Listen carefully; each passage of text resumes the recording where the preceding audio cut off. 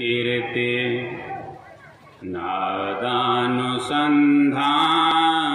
विधान योगे भारत देशस्य शिवावतार। खिले कमल की पंखुड़ियां सम नयन सुशोभित है अभिराम। महर्षि में ही महान गुरुवर सादर बारंबार प्रणाम। सादर बारंबार प्रणाम। अपने निवास में विराजित आराध्य देवी के दुलारे बेटे पूज्यपाद श्री केदारनाथ स्वामी जी महाराज के पाद पद्मों में शत शत नमन। मंचासीन मुद मंगलमय साधु समाज, इस ज्ञान यज्ञ में पधारे धर्म प्रेमी सज्जनों, माताओं एवं बहनों, जो पाठ अभी हुआ रामायण से, परमाराध्य श्री सद्गुरु महाराज अपने प्रवचन में कहा करते थे बराबर, यह रामायण का सुमेरु विषय है। जैसे 108 माला में एक सुमेरु होता है प्रधान, वही यह नवधा भक्ति में यह सुमेरु है रामायण। माँ सबरी के माध्यम से भक्ति करने के लिए बताया गया है। लेकिन माँ सबरी को उपदेश किया, माँ सबरी के बारे में अभी आपने पाठ में सुना रामायण से। तजी जोग पावक देह हरिपद लीन भई जह नहीं फिरे। सबरी ईश्वर परमात्मा की भक्ति करके उस धाम में चली गई जहाँ से जीव लौट करके आता नहीं है। जानत तुम ही हो जाई, ये सबरी हो गई थी, तो फिर उनको उपदेश की क्या जरूरत है, यही समझना है। सबरी के माध्यम से संसार के लोगों को उपदेश, माध्यम है सबरी। उनके माध्यम से जब तक यह संसार रहेगा, सूरज चांद धरती माता रहेगी, तब तक सबरी के माध्यम से इस भक्ति की चर्चा, भक्ति करने के लिए हम लोग सीखते रहेंगे, मानव सीखते रहेगा। माँ सबरी के बारे में आया है, यहाँ तो 84 लाख जोनी की बात होती है कि जीव 84 लाख जोनी में भटकता है, उसके बाद उनको मानुष का शरीर मिलता है। लेकिन सबरी के बारे में आप लोग जानते हैं, सत्संग में बराबर सुनते हैं। 84 लाख की बात छोड़िए न, हजार सैकड़ा की भी बात छोड़िए, 3 जन्म में, मात्र 3 जन्म में सबरी मोक्ष प्राप्त कर लेती हैं, जीव को पीप में मिला देती हैं 3 जन्म में। पहला जन्म में खिखड़ी, जो संतों का जूठन खाती हैं, शरीर छोड़ने के बाद राजकुमारी का शरीर मिलता है। राजकुमारी के शरीर में शादी विवाह होता है उनका। राजा से उन्होंने मांगा वरदान, ये सारी बात तो आप जो करते हैं राज्य में चलाते हैं, जो करते हैं, मैं तो व्यवधान नहीं डालती आपको, लेकिन राज्य की सेवा में थोड़ा हमें भी भाग लेने दीजिए। तो राजा साहब सबरी जो राजकुमारी थी उनको बहुत मानते थे, बहुत अधिक स्नेह प्रेम प्यार था उनसे। उनका बात काटा नहीं उन्होंने। कहा कि राज्य में जितने साधु महात्मा आते हैं, फकीर आते हैं, तो साधु महात्माओं की सेवा करने का भार कम से कम हमको दीजिए और सब काम आप कीजिए। राज्य चलाने का जितना जो है सब कुछ कीजिए, लेकिन साधु संतों की सेवा का भार हमको दीजिए, उनकी सेवा मैं करूंगा। तो हुआ है क्या, एक सुंदर मंदिर बनाया गया है, बहुत सुंदर, और उस मंदिर से राजमहल तक दोनों तरफ दीवार खड़ा किया गया है। राजा साहब ने करवाया है दीवार खड़ा। जो रानी जो जाएंगे साधु महात्माओं की सेवा में तो कोई देखे नहीं उनको। वह राजभवन से लेकर वो सत्संग आश्रम तक जो बनाया गया, जहाँ साधु महात्माओं को ठहरने की बात थी, वहां तक रास्ता बनाया गया, जिस रास्ते से सिर्फ महारानी जाएंगी और साधु महात्माओं की सेवा करेंगी। यह भार उन्होंने ले लिया और राजा साहब ने स्वहर्ष दे दिया। राजा साहब ने सारी व्यवस्था कर दी। जितने भी साधु महात्मा आते थे तो महारानी अपने से, अपने हाथों से उनकी सेवा करती थी, भोजन बनाती थी अपने से, खिलाती थी अपने से। साधु महात्माओं की सेवा अपने हाथों से करती थी। एक बार बड़े पहुंचे हुए सिद्ध महात्मा पधारे उनके यहाँ। राजकुमारी जी ने, महारानी ने इतना स्वागत किया, इतना सेवा किया, इतना सेवा किया, महात्मा जी प्रसन्न हो गए। कहा, मांगो बेटी, क्या मांगती हो? तो मांगती हैं कि अगर आप हमारी सेवा से प्रसन्न हैं, अगर कुछ देना ही चाहते हैं तो हमको खूब कुरूपा बनाइए, खराब देखने में, खूब गरीब घर में जन्म दीजिए और खूब नीच जाति में हमको भेजिए। महात्मा जी ने कहा कि बेटी, वरदान मांगती हो कि साफ? सुंदर बनने के लिए लोग मुंह में क्या क्या लगाते हैं। ईश्वर परमात्मा ने तुमको इतना सुंदर बनाया है, तुम कहती हो कि हमको खूब कुरूपा बनाइए। इस शरीर हम छोड़ें जल्दी से, शरीर छोड़ के जहाँ जाए वहाँ कुरूपा बनाइए, हमको छोटा जात में जन्म दीजिए, खूब गरीब घर में भेजिए। यह क्या कह रही हो? ऐसा क्यों बोलती हो? हम लोग जिसके लिए तरसते हैं, ललायित रहते हैं, दिन रात हाय हाय करते रहते हैं, जिस धन संपत्ति के लिए, सुंदरता के लिए, वहाँ सब चीज है, महारानी है। उस सब को ठोकर मार के वरदान मांगती हैं। महात्मा जी ने कहा, कैसा तू क्यों मांगती हो? कहा, आपने इतना सुंदर बनाया है ईश्वर परमात्मा ने मुझे, इतने बड़े परिवार में, बड़े कुल खानदान में जन्म दिया है कि मनुष्य का शरीर जिस काम के लिए मिला है वही काम हमसे यहाँ इस शरीर में नहीं हो रहा है। इसलिए अगर मैं कुरूपा रहूंगी तो मुझे कोई पूछेगा नहीं, गरीब घर में रहेगा तो कोई देखेगा नहीं, और छोटी जाति में है सब नीच समझेंगे। बस बैठ करके चुपचाप ईश्वर परमात्मा की भक्ति करूंगी और मानव जीवन को सफल करूंगी। यही वरदान हमको दीजिए। यही वरदान मांगा और वरदान महात्मा जी ने दे दिया खुश होकर के। महारानी जी कालांतर में शरीर छोड़ती हैं और वही शरीर छोड़ने के बाद सबर जाति में जन्म लेने के कारण उनका नाम सबरी होता है। इतनी कुरूपा देखने में इतना खराब, कितनों कुरूपा है। जवान होगी ताकि शादी होगी कि नहीं? जब शादी होके दुल्हा उनको लेके जा रहा है डोली में, सबरी मने मन प्रार्थना करती जा रही थी कि वरदान मांगा था, आया था कुरूपा कि शादी विवाह नहीं होगा, फिर कौन चक्कर में परमात्मा फंसा दिया हमको, फिर तो ध्यान भजन नहीं होगा, फिर माया मोह में लपटा दिया। यही डोली में वो प्रार्थना करते हुए भगवान से जा रही थी कि भगवान ने क्या कर दिए, फिर तो चक्कर में पड़ा ही दिए।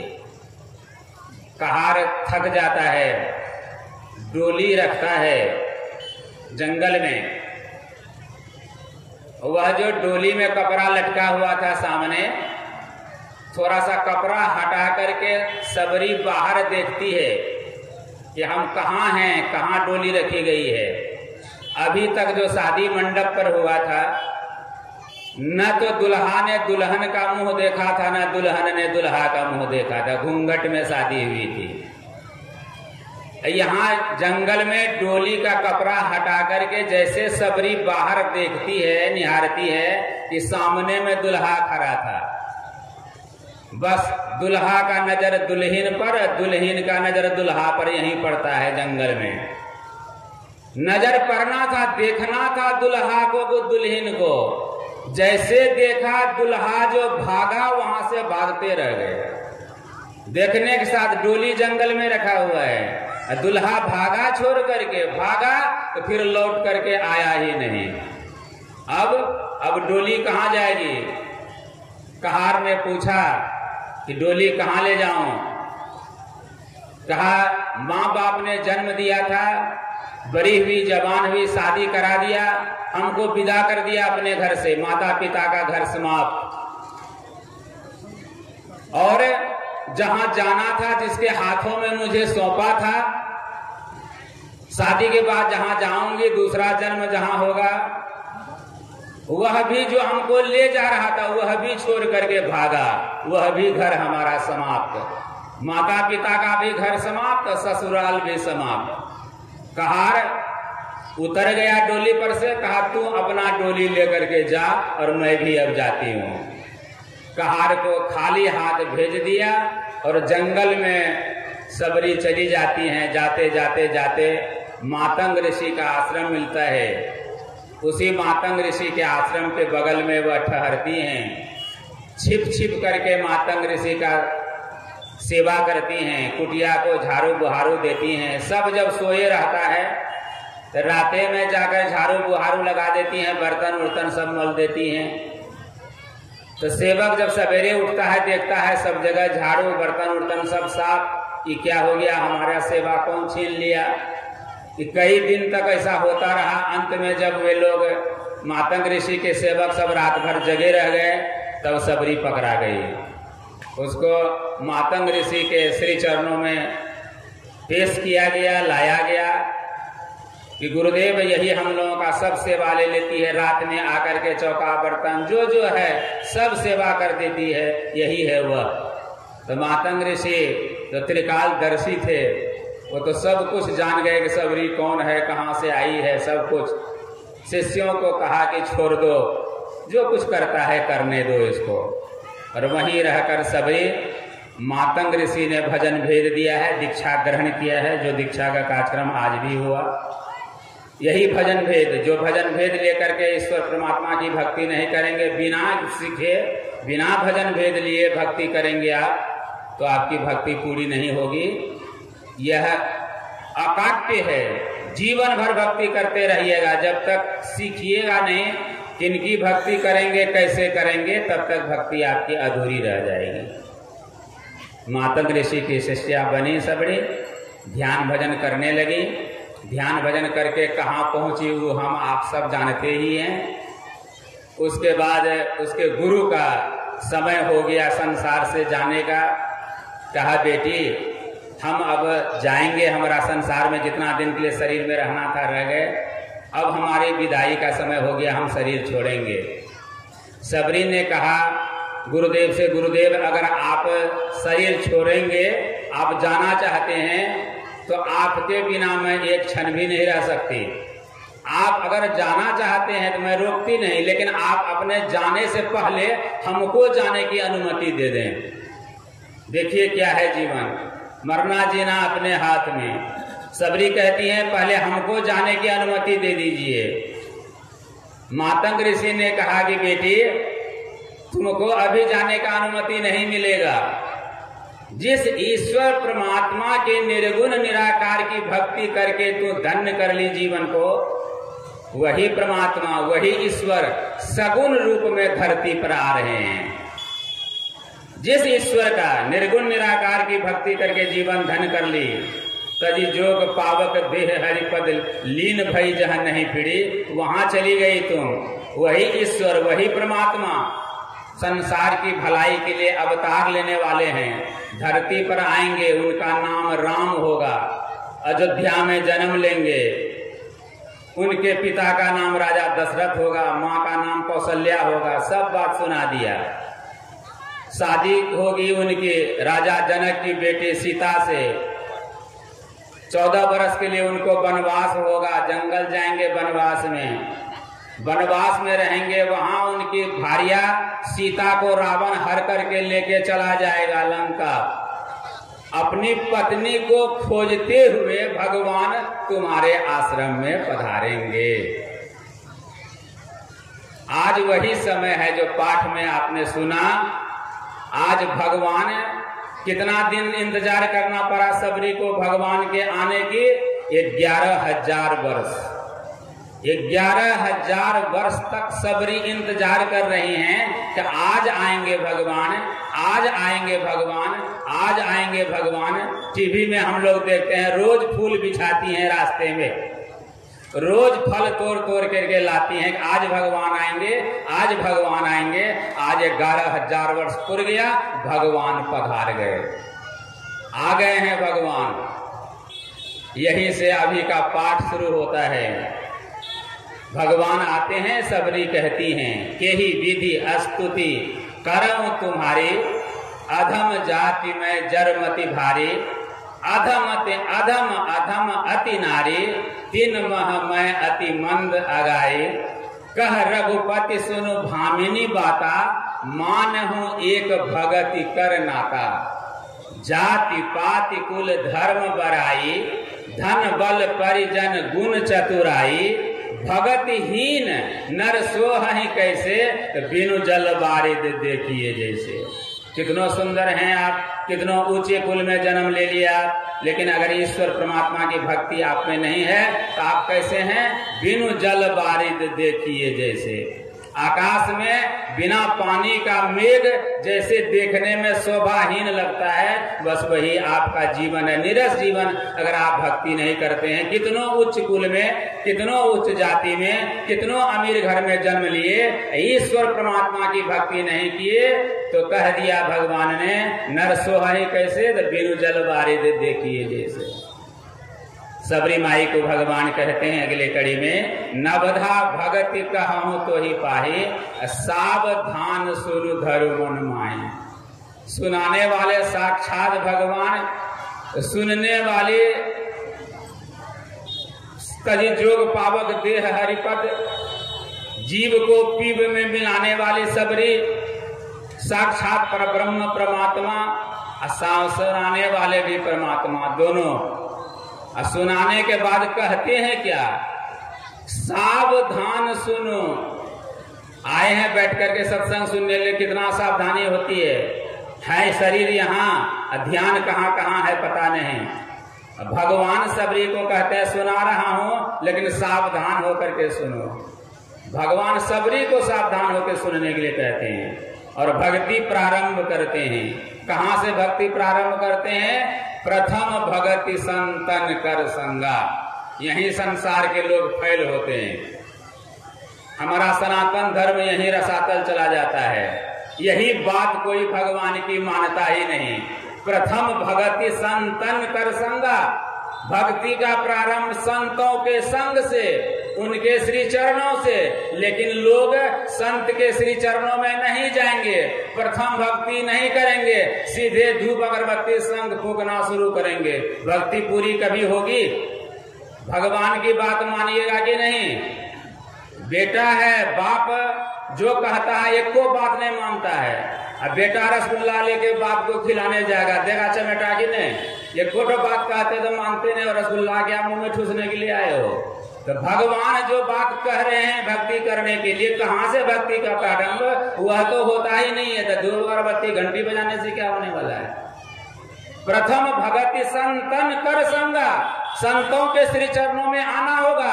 भक्ति की शुरुआत यहीं से होती है। अगर आप नहीं आते हैं, कितनों कुछ कर लीजिए, भक्ति की शुरुआत आपकी नहीं हो रही है।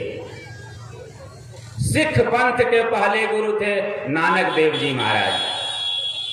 हम आप जानते हैं खूब अच्छी तरह से। नानक साहब का जब अंतिम समय आया, अंतिम समय, तो उनको शरीर छोड़ना था, लेकिन गुरु गद्दी पर बैठने की बात है। तो विचार हो गया घर में, परिवार में। उनकी बहन नानिका उस समय जिंदा थी। उनको 2 लड़का था, जयचंद और श्रीचंद। नानक साहब को 2 बेटा। तो घर में, परिवार में, सब में चर्चा होने लग गई कि नानक साहब अब देखते हैं शरीर नहीं रखेंगे, उम्र इनका हो गया, लग रहा है जैसा कि शायद ही रहेंगे। तो जब शरीर छोड़ देंगे तो गद्दी पर कौन बैठेगा, ये विचार होने लगा। सबने विचार कर लिया कि नानक साहब शरीर छोड़ेंगे तो उनका बेटा जयचंद श्रीचंद दोनों में से कोई एक जो बड़ा है वो बैठेगा गद्दी पर। विचार हो गया अपने में कि नानक साहब शरीर छोड़ेंगे तो उनका बेटा उसकी गद्दी पर बैठेंगे। नानक साहब तो त्रिकालदर्शी थे, बड़ी फेर में पड़ गए। ये क्या हो गया, हमारी गद्दी पर माना संत की गद्दी, राजा की गद्दी है, संतों की गद्दी। राजा की गद्दी नहीं ना, एक राजा मरेगा तो उसका बेटा बैठेगा। संत के गद्दी पर तो संत न बैठेगा। नानक साहब का बेटा संत है ये नहीं है। अब विचार हो गया गद्दी पर बैठाने की बात। नानक साहब ने कहा बड़ा फेर लग गया।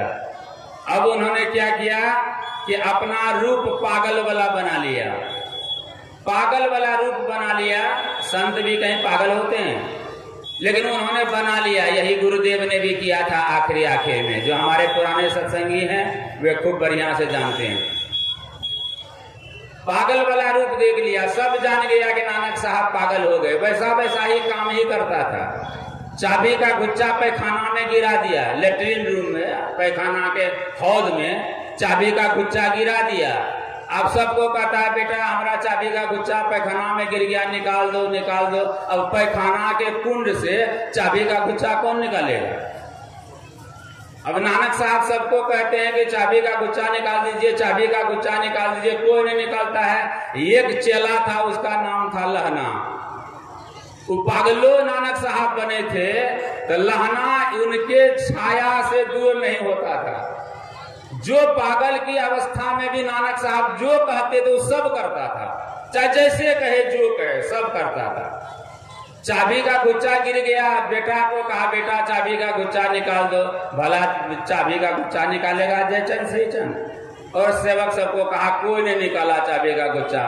अंतिम में लहना से कहा कि बेटा तुम भी नहीं करोगे हमारा काम। कहा क्या आज्ञा गुरुदेव। का बेटा चाबी का गुच्छा गिर गया, पैखाना के कुंड में निकाल दो ना। बस लहना कूद तो ही गया, पैखाना के कुंड में कूद गया। जाकर के चाबी का गुच्छा नीचे से निकाल लिया, नदी में जाके स्नान कर लिया, से साबुन उबुन लगा लिया, चाबी का गुच्छा साफ सुथरा कर लिया, गुरु महाराज के हाथों में आकर दे दिया। इस तरह से ढेर लीला किया नानक साहब ने, बहुत सारा। स्नान करने के लिए जाएंगे, गंगा स्नान करने जाएंगे। कहा स्नान करने जा रहा है, पागल है, कहीं गंगा में डूब नहीं जाए। तो ढेर लोग, चेला सब गया, बेटा सब गया स्नान कराने के लिए। वो जिद मचा लिया कि हम स्नान करेंगे गंगा में। चला गया गंगा में स्नान कराने के लिए। जाता है नदी में स्नान कराने के लिए। जब एक मुर्दा हिलते हुए जा रहा था, मुर्दा नदी में जा रहा था हिलते हुए। नानक साहब कहते हैं उसको पकड़ के मुर्दा को लाओ हम खाएंगे, मुर्दा को पकड़ के लाओ खाएंगे। जो हो सोचा था थोड़ा कम है पागल, ये पूरे पागल हो गया, तनियों सा अधूरा नहीं है, सब पूरे पागल हो गया, खत्म। सब लाइन ले लिया। कहता है मुर्दा को पकड़ के लाओ खाएंगे, मुर्दा को पकड़ के लाओ खाएंगे। सब चला चटिया बेटा सब तो लाइन दे दिया। लहना लाइन नहीं दिया, उड़हार नहीं पर, सबके सब हट गया। जब सब हट गया तो लहना को कहता बेटा तुम भी हमारा बात नहीं मानोगे, पकड़ के मुर्दा लाओ न खाएंगे हम। बस लहना नदी में कूद गया, मुर्दा को पकड़ करके किनारे ले आया। मुर्दा पर जो कपड़ा था ढका हुआ, मुर्दा पर जो कपड़ा ढका हुआ था, नानक साहब ने कहा बेटा वो कपड़ा हटाओ। कपड़ा हटा दिया तो उसमें सोना चांदी के कटोरा में खुआ, मलिदा, काजू, किशमिश, छोरा, रंग बिरंग का चीज है भरा हुआ। बैठ करके नानक साहब खाना शुरू कर दिया। कहा बेटा तुम भी खाओ हम भी खाते हैं। दोनों गुरु चला नदी किनारे भोग लगा दिया। अब सब दूरे से टुक टुक देख रहा है, ये क्या हो गया। गुरु तो पागल था, ये चला भी पागल हो गया, ये मुर्दा खाने लग गया दोनों। तो धीरे धीरे लोग सटना शुरू किया। सटते सटते जब आता है तो कहता है ये मुर्गा का है, तो काजू किसमें छोरा मनक्का सब भरा हुआ वही दोनों खींच रहा है। तो इस तरह से नानक साहब ने ढेर परीक्षा लिया, ढेर परीक्षा। समय नहीं है, पूज्यपाद आएंगे मंच पर, सुनना तो उनसे है न। सब परीक्षा में लहना पास। और सब परीक्षा में उनका बेटा और चेला चटिया सब फेल। नानक साहब अच्छे हो गए, खूब सुंदर हो गया, पागल वाला बात समाप्त हो गए, खूब सुंदर बन गए, हो गया दुनिया में संसार में सब जगह हल्ला हो गया, नानक साहब ठीक हो गए, नानक साहब ठीक हो गए, सब जान गया ठीक हो गए। सत्संग जैसे चलता है, प्रवचन जैसे चलता है, चलने लगा। नानक साहब गुरु गादी पर बैठे हुए थे, स्तुति विनती प्रार्थना आरती गान हो गया। उसी में नानक साहब ने घोषणा किया, अब बताओ, बहन भी बैठी हुई थी नानका, अब बताओ कि हमारे जाने के बाद हमारे गद्दी पर कौन बैठेगा? जब हम चले जाएंगे दुनिया से तो हमारे गद्दी पर कौन बैठेगा? सब स्तब्ध, कोई कुछ नहीं बोल रहा है। गले से माला उतार लिया, लहना बगल में था खड़ा, लहना के गले में पहना दिया और कहा कि जब कभी भी जिस समय भी हमको जरूरत हुई सेवा की यही लहना सब दिन हमारे साथ रहा, सब विपत्ति में भी सब जगह यही साथ दिया हमारा, क्षण भर के लिए भी हमारे अंग से अलग नहीं हुआ, इसलिए इसका नाम आज से अंगद देव। और मेरे जाने के बाद सिख पंथ के दूसरे गुरु अंगद देव जी महाराज, माला पहना दिया, घोषणा कर दिया, सबरी का पहला भगवान का यह उपदेश, प्रथम भगति संतन कर संगा, हो गया पूरा। संतों का ऐसा संग किया, ऐसा संग किया, ऐसा ध्यान अभ्यास किया कि सिख पंथ के दूसरे गुरु बन करके जय जयकार हो गया। सतगुरु महाराज ये है प्रथम भगति संतन कर संगा। प्रथम भक्ति यह है संतों का संग, जो संतों के संग करेंगे बस संत के समान हो जाएगा, हो गया संत के समान।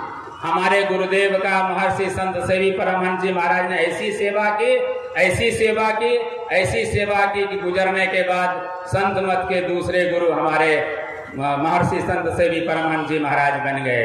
जब तक सूरज चांद रहेंगे तब तक उनका जय जयकार रहेगा।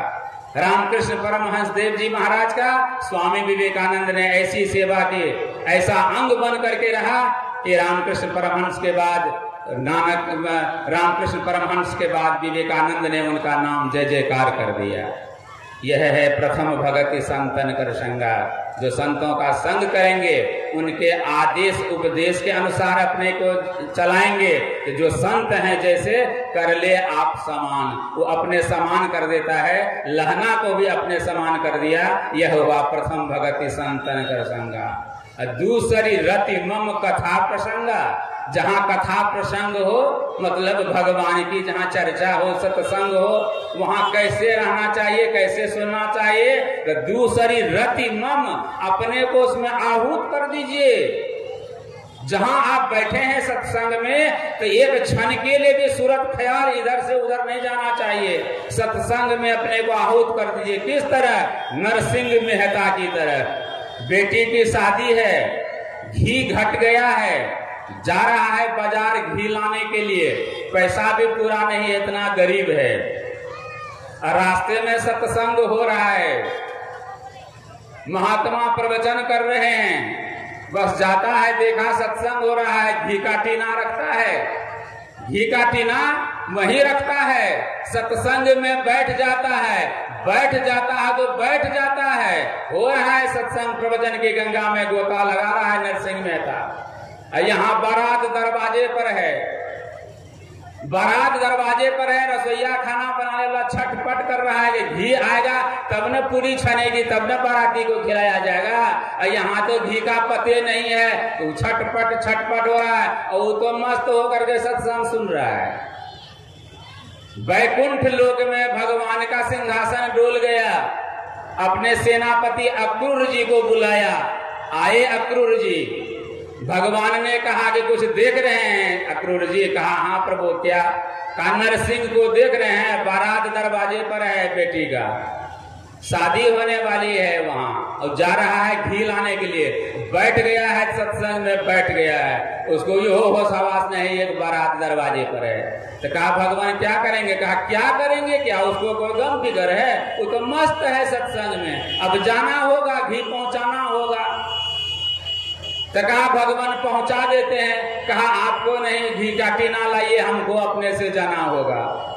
अक्रूर जी घी का टीना लाते हैं बैकुंठ लोक में, भगवान घी का टीना लेते हैं और धरती पर पधारते हैं, यहाँ आकर नरसिंह मेहता बनते हैं। पूज्यपाद का शुभागमन हो रहा है, इसलिए हम लोग स्वागत करें उनका खड़े होकर। बोलिए श्री सद्गुरु महाराज की जय। मोटरसाइकिल जो रास्ते पर रखे हैं वे कृपया मोटरसाइकिल हटा दें। श्री सद्गुरु महाराज की जय। श्री सद्गुरु महाराज की जय। श्री सद्गुरु महाराज की जय। श्री सद्गुरु महाराज की जय। स्वागतम गुरुदेव, शरणागतम गुरुदेव, स्वागतम गुरुदेव, शरणागतम गुरुदेव, स्वागतम गुरुदेव, शरणागतम गुरुदेव। गुरुदेव तुम्हारी जय जय हो, गुरुदेव तुम्हारी जय जय हो, जय जय हो, जय जय हो, जय जय हो गुरुदेव। स्वागतम गुरुदेव, शरणागतम गुरुदेव, स्वागतम गुरुदेव, शरणागतम गुरुदेव, स्वागतम गुरुदेव, शरणागतम गुरुदेव। बोलिए प्रेम से श्री सद्गुरु महाराज की जय।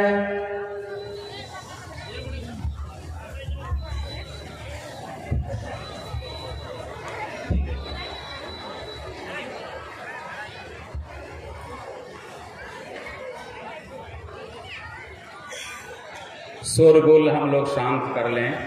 पूज्यपाद मंचासीन हो चुके हैं। सड़क पर जो हमारे भाई सब खड़े हैं उनसे भी आग्रह होगा, निवेदन होगा, अगर आप लोग भी बैठ जाएं तो बड़े सुंदर बात। क्योंकि यहाँ सुनना ही मुख्य है, इसलिए आप लोगों से भी प्रार्थना है। बस अंतिम सत्र का कुछ मिनटों के बाद यह ज्ञान यज्ञ समाप्त हो रहा है। पूज्यपाद के आप लोग दर्शन कर रहे हैं, उसके बाद प्रवचन की गंगा में हम लोग गोता लगाएंगे। बस माइक उधर ही जा रहा है। सिर्फ जो प्रसंग मैं कह रहा था उसे पूरा कर देता हूं और माइक पूज्यपाद की ओर बढ़ा देता हूं।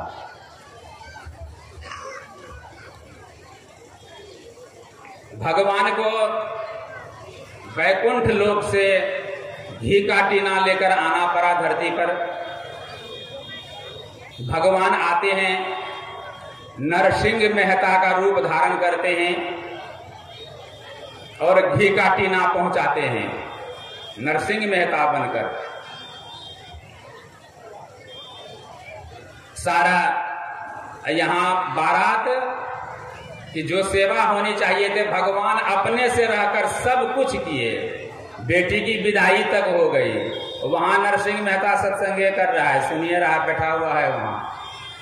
यहाँ सब कुछ सारा काम हो गया। नरसिंह मेहता आ गए, बारात का स्वागत हो गया, शादी विवाह हो गई, बेटी की विदाई हो गई। जब सब चले जाते हैं, यहाँ सत्संग में सत्संग समाप्त होता है। आरती गान होकर के जब यज्ञ की पूर्णाहुति होती है, जब घोषणा होता है कि यज्ञ खत्म हो गया, तब नरसिंह मेहता को होश आता है कि जा, हम तो घी लाने के लिए जा रहे थे, ये क्या हो गया। दरवाजे पर तो बारात थी, अब बारात तो रूठ करके चला गया कि क्या हुआ। घी का टीना लिया, दौड़ा गया बाजार। बाजार में भी उतना पैसा था नहीं कि एक टीना घी ले सके, पैसा भी नहीं था। बहुत गरीब पढ़ेंगे उनकी जीवनी को। बड़ी मुश्किल से उसका एक क्लास फ्रेंड मिला जो उसके साथ में पढ़ता था, उसकी भी दुकानदारी थी उस बाजार में। अपने दोस्त के पास गया, क्लास फ्रेंड के पास, सारी बात कहा कि दोस्त एक टीना घी दो और ये पैसा है रखो, शादी के बाद वह भी हम तुमको पहुंचा देंगे। दोस्त ने दोस्ती निभाई है, घी का टीना भरा है। घी का टीना लेकर के जब आते हैं, आ रहे हैं अपने घर पर, जब घर पहुंचने वाले हैं तो वहां जो नरसिंह है वह गायब, यह नरसिंह पहुंचता है वहां। पत्नी रो रही है, बेटी की विदाई हुई है, अगर दरवाजे पर कहीं कोई नहीं है। अब पूछता है कहाँ है बारात, कहाँ है बेटी, कहाँ, कुछ नहीं, कोई जवाब नहीं। पत्नी को सारी बात कहता है, कहाँ है बारात, कहाँ है बेटी। सुनाती है पत्नी के सब कुछ तो आप अपने से किए, बेटी की शादी कराए, घी का टीना लाए, सब काम किए आप, समधी मिले, सब कुछ। और अभी पूछते हैं आप, माथा आपका खराब हो गया है क्या? अभी आपका जो है मजाक, इस समय भी मजाक सूझ रहा है आपको? नरसिंह महात्मा का है दिमाग ठंडा हो गया, वह रोने लग गया और कहा, पगली तू तो लोग तो उद्धार हो गई, जो नरसिंह आकर के शादी विवाह करवाया, जो बेटी को विदा किया, वह नरसिंह को मालिक स्वयं आए थे, मैं तो अभी घी का टीना लेकर आ ही रहा। श्री सद्गुरु महाराज की जय। दूसरी रति मम कथा प्रसंगा। कथा प्रसंग कैसे सुनना चाहिए, सत्संग कैसे सुनना चाहिए, किस तरह सुनना चाहिए, यह नरसिंह मेहता से सीखिए। यह है दूसरी भक्ति। अब तीसरी भक्ति से पूज्यपाद मंचासीन आयोजक जो हमारे हैं, जिन्होंने यज्ञ किया है, जो उनकी समिति है, जितने लोग हैं, उन लोगों का आग्रह है, निवेदन है कि सत्संग थोड़ा सवेरे खत्म करना है, क्योंकि दूर दराज से हमारे भाई बहन पधारे हैं, दूर दूर से आए हैं, उन्हें घर भी जाना है। लेकिन निवेदन कर देता हूं कि घर तो जाना है ही, लेकिन अगर जो ज्यादा दूर के हैं नहीं जा सकेंगे तो उनको ठहरना भी है। जो दूर दराज वाले नहीं जाएंगे वो ठहरेंगे, उनके खाने पीने रहने की सब व्यवस्था यहाँ के गांव वाले जगकर्ता आपके लिए करेंगे, चिंता नहीं करेंगे। लेकिन सत्संग समाप्त बहुत पहले हो जाएगा। अब हम लोग खूब अच्छी तरह से जान रहे हैं कि माइक किधर जा रहा है, गुरुदेव के कैसे दुलारे बेटे हैं, जिनकी सेवा, गुरु महाराज की सेवा इन्होंने कैसे की है। कल से ही मैं आप लोगों को सुना रहा हूँ कि गुरु महाराज की ऐसी ऐसी सेवा इन्होंने की है, ऐसी ऐसी सेवा, जिस सेवा से खुश होकर गुरु महाराज ने एक बार नहीं कई बार कहा कि बेटा मांगो क्या मांगते हो। ऐसा वरदान प्राप्त करने वाले महापुरुष हमारे बीच हैं। इतनी सेवा उन्होंने की है। जो पुराने सत्संगी हैं, जो गुरु महाराज के काल के हैं, उन्होंने इनकी सेवा को देखा है कि दिन रात उनकी सेवा, बाहरी सेवा जितना था सब करेंगे। गुरु महाराज का कपड़ा कौन खरीदेंगे, कपड़ा कौन सिलाएंगे, कौन रंगाएंगे, कौन पहनाएंगे, गुरुदेव की किस चीज की जरूरत है, उनको जो चीज की जरूरत है सब कौन लाएगा, तो सब कुछ केदार लाएगा। सारी सेवा बाहरी जितना गुरु महाराज को कोई कष्ट नहीं हो, कूलर नहीं है, पंखा की जरूरत है तो कलकत्ता कौन जाएगा, पंखा कौन लाएगा, कूलर तो केदार जाएगा कलकत्ता, वहां से पंखा लाएगा। पर ये आप श्री भगीरथ बाबा द्वारा निर्मित जो किताब दिनचर्या और उपदेश है, जब आप पढ़ेंगे तो जानेंगे पूज्यपाद ने कितनी सेवा की है। सब सेवा गुरुदेव की। सब्जी खरीदने पूज्यपाद गुरुदेव के लिए कौन जाएगा, तो गुरुदेव के सब्जी खरीदने के लिए जाएगा तो केदार बाबा जाएंगे। सब्जी खरीदने जा रहे हैं, प्रणाम करेंगे गुरु महाराज को, हुजूर जा रहे हैं सब्जी लाने, तो जो सब्जी खाएंगे गुरु महाराज बताते थे हमारे लिए यह लाना, यह लाना, भिंडी लाना, लेकिन भिंडी का अगला भाग तोड़ करके देख लेना, जो पट से टूट जाए वो भिंडी लेना। हमारे लिए कद्दू लाना, लेकिन कद्दू ऐसे नहीं लेना, नाखून गड़ा करके देख लेना, जो कद्दू में नाखून गड़ गया वही ठो कद्दू लेना। मैंने संसार में कैसे जीना है, कैसे रहना है, कैसे खरीदना है, वह भी सारी बात गुरु महाराज जिनको बताए। पढ़िए दिनचर्या उपदेश में, पन्ने पन्ने पर इनका नाम मिलेगा आपको गुरु की सेवा में। और अध्यात्म में, इस संसार में तो सब सिखाए ही, अध्यात्म में क्या सिखाए, तो कल से हम लोग तो गोता लगा ही रहे हैं, जो अमृत की वर्षा हो रही है हम लोग समझ ही रहे हैं कि अध्यात्म में इनको कहाँ तक पहुंचा दिया है गुरुदेव ने, कितने कूट कूट करके संत मत के ज्ञान को भर दिया है। वैसे महापुरुष अब हमारे बीच हैं। समय को बर्बाद नहीं करते हुए अब मैं उन्हीं से आग्रह करता हूँ, प्रार्थना करता हूँ कि आप अपने अपनितमय प्रवचन से हम लोगों को लाभान्वित करें। श्री सद्गुरु महाराज के दुलारे बेटे, परमाराध्य अनंत श्री विभूषित सद्गुरु महर्षि में ही परमहंस जी महाराज के प्यारे निकटतम शिष्य पूज्यपाद श्री केदारनाथ स्वामी जी महाराज से निवेदन कर रहा हूँ, आग्रह कर रहा हूँ कि वे अपने अमृत में प्रवचन से हम लोग को लाभान्वित करें। बोलिए श्री सद्गुरु महाराज की जय।